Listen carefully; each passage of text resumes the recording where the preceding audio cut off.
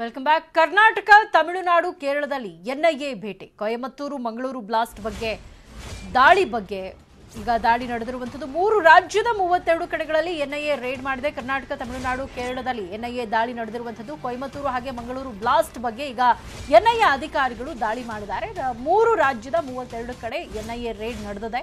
ಕರ್ನಾಟಕದ ಮೈಸೂರಿನಲ್ಲಿ ಎನ್ಐಎ ದಾಳಿ ಮಾಡಿದ್ದು, ಕೊಯಮತ್ತೂರಿನಲ್ಲಿ 14 ಕಡೆ ದಾಳಿ ಮಾಡಿದೆ. ತಿರುಚಿಯಲ್ಲಿ 1 ಕಡೆ, ನೀಲಗಿರೀಸ್ನಲ್ಲಿ 2 ಕಡೆ, ತಿರುನಲ್ವೇಲಿಯಲ್ಲಿ 3 ಕಡೆ ಎನ್ಐಎ ಅಧಿಕಾರಿಗಳು ದಾಳಿ ಮಾಡಿದ್ದಾರೆ. ಚೆನ್ನೈನಲ್ಲಿ 3 ಕಡೆ, ತಿರುವಣ್ಣಾಮಲೈನಲ್ಲಿ 2 ಕಡೆ, ದಿಂಡಿಗಲ್, ಕೃಷ್ಣಗಿರಿ, ಕನ್ಯಾಕುಮಾರಿಯಲ್ಲಿ 1 ಕಡೆ, ಚೆನ್ನೈನಲ್ಲಿ 3 ಕಡೆ ಎನ್ಐಎ ಅಧಿಕಾರಿಗಳು ದಾಳಿ ಮಾಡಿದ್ದಾರೆ. ತಿರುವಣ್ಣಾಮಲೈನಲ್ಲಿ 2 ಕಡೆ, ದಿಂಡಿಗಲ್, ಕೃಷ್ಣಗಿರಿ ಹಾಗೆ ಕನ್ಯಾಕುಮಾರಿಯಲ್ಲಿ 1 ಕಡೆ ಎನ್ಐಎ ಅಧಿಕಾರಿಗಳು ದಾಳಿ ಮಾಡಿದ್ದಾರೆ.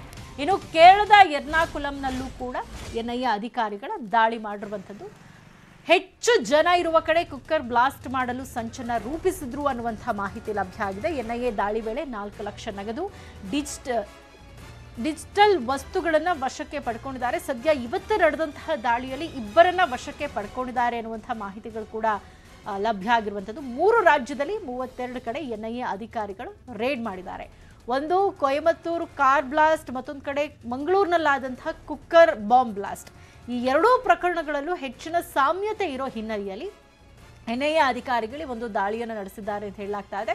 ಈ ಪ್ರಕರಣಕ್ಕೆ ಸಂಬಂಧಪಟ್ಟ ಹಾಗೆ ಈಗ ಆಲ್ರೆಡಿ 10ಕ್ಕೂ ಹೆಚ್ಚು ಜನರನ್ನ ವಶಕ್ಕೆ ಪಡ್ಕೊಂಡು ವಿಚಾರಣೆಯನ್ನ ನಡೆಸ್ತಾ ಇದ್ದಾರೆ. ಶಾರಿಕ್ನ ವಿಚಾರಣೆಗೂ ಕೂಡ ಸಿದ್ಧತೆಯನ್ನ ಮಾಡಿಕೊಂಡಿದ್ದಾರೆ. ಇವತ್ತು ಸಹ 2ರನ್ನ ವಶಕ್ಕೆ ಪಡ್ಕೊಂಡಿದ್ದಾರೆ ಅನ್ನುವಂಥ ಮಾಹಿತಿ ಲಭ್ಯ ಆಗಿದೆ.